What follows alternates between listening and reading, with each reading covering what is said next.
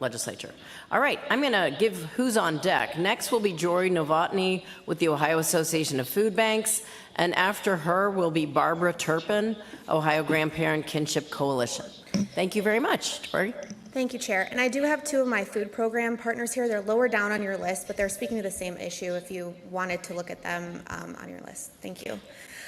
Chairwoman White, Vice Chairwoman Salvo, Ranking Member Lett, and members of the House Children and Human Services Committee, thank you for your previous support and for the opportunity to provide testimony today on House Bill 96.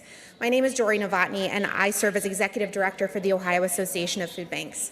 Our organization has represented Ohio's food banks and their thousands of local food pantries, soup kitchens, shelter, and supplemental feeding partners across every county in Ohio since 1991.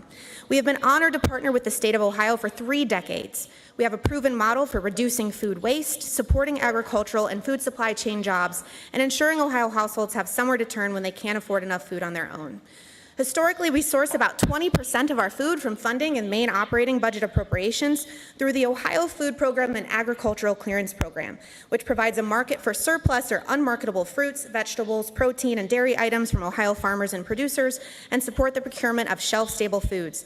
These resources are provided at no cost to local partners to distribute to families facing hunger and make up the most wholesome and healthy foods on our shelves. About 3.4 million Ohioans are eligible for food bank services because they live in households with incomes below 200% of the federal poverty level.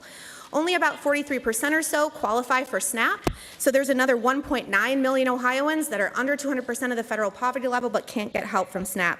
And those that do get help from SNAP don't get enough benefits to meet their full nutritional needs. House Bill 96, as introduced, provides funding for the Ohio Food Program and Agricultural Clearance Program at $24.55 million per year, a reduction of $7.5 million per year.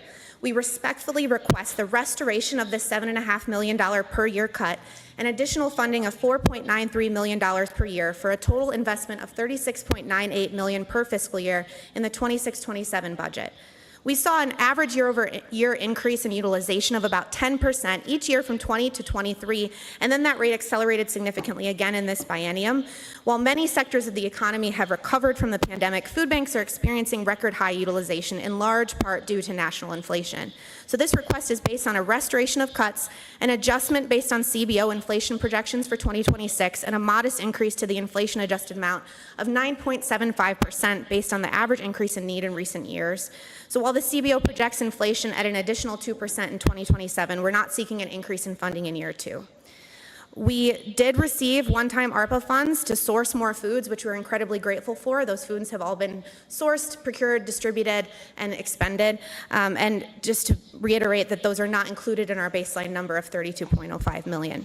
Despite sourcing 150 million pounds of food from donated, privately purchased state and federal sources from July to December of 2024, we were able to provide less food per food pantry visit than in any year in the past decade because of increased food pantry visits and our own reduced purchasing power due to inflation.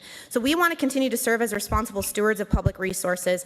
That's why this request represents our most conservative estimates for how we can stretch resources as efficiently and effectively as possible and still provide comparable support to Ohio farmers and consumers.